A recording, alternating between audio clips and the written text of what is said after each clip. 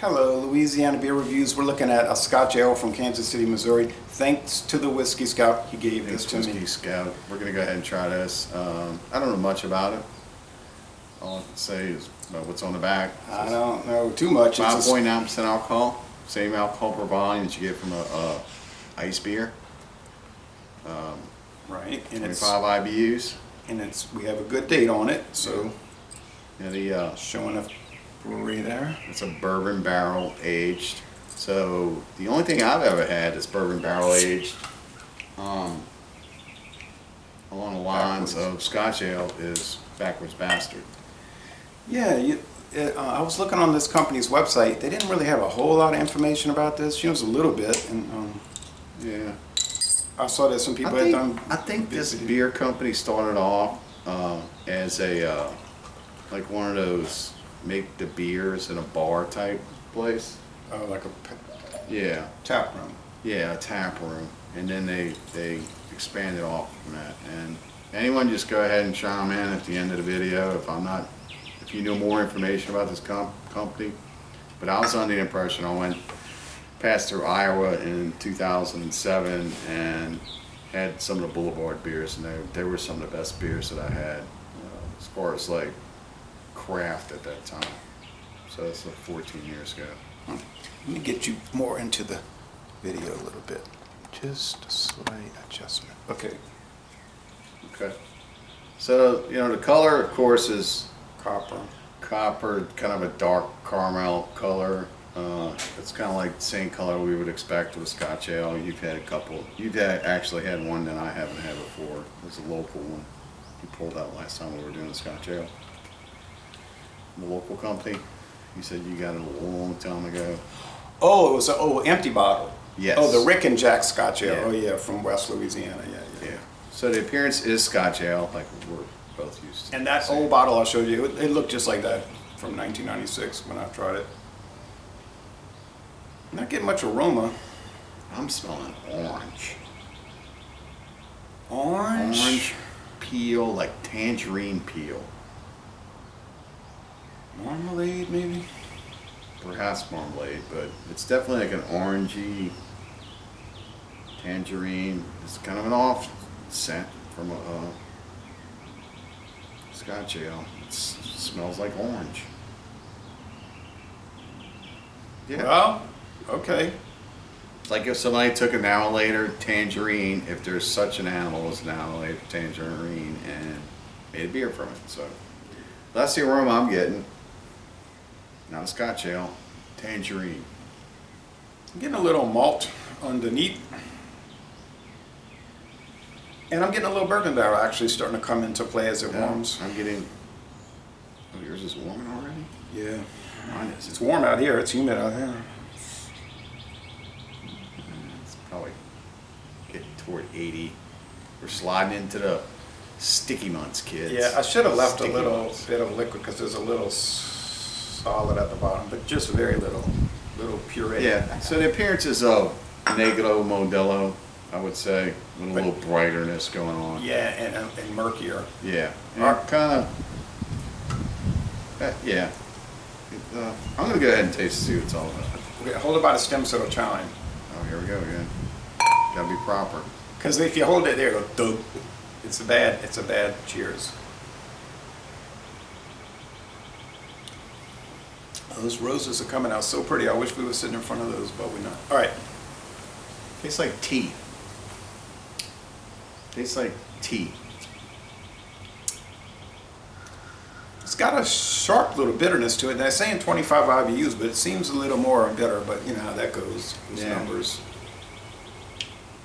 It's dry like tea leaves. You know how if you make a tea and you don't put any sugar or cream, it's like so dry. Maybe they were going after the orange tea in this rather than the Scotch Ale.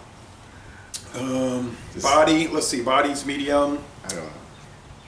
It's not a heavy body, and finish is dry, I guess, like most beers. We're getting no bourbon, none. Not even a little wood barrel. I gotta really search for this. Let me try again.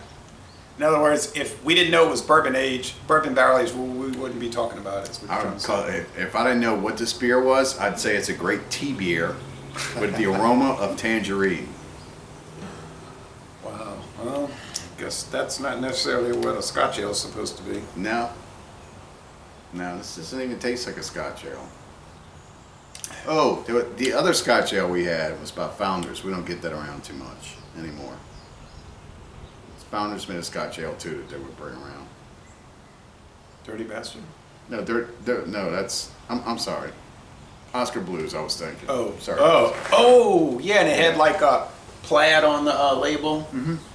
Yeah. Well, really? Well, those two Scotch ales tasted similar, and so that's what I'm thinking. Scotch ales should taste like, and this tastes like tea. So. Really think about it. Great tea beer. I don't see a lot of Oscar Blues anymore. Now that you mention it, maybe you do. I see Dale's. Every now and then you'll see a specialty that's about it, but Dale's is pretty strong. Rouse's will carry the Oscar Blues variety pack, which I think is 4 cans of 3 varieties. If I'm not mistaken, I got a 15 pack where it was 5 different of 3. I got that from Total Wine. Well, that's a new one on me. Which was also close out of date because of distribution. I got a flaw in here. Well, yeah. This does not taste like a Scotch ale to me. Well, that's the way it goes. We review it and call it as we see it, as I like to say. So, how do you score it? I got to give it a D plus.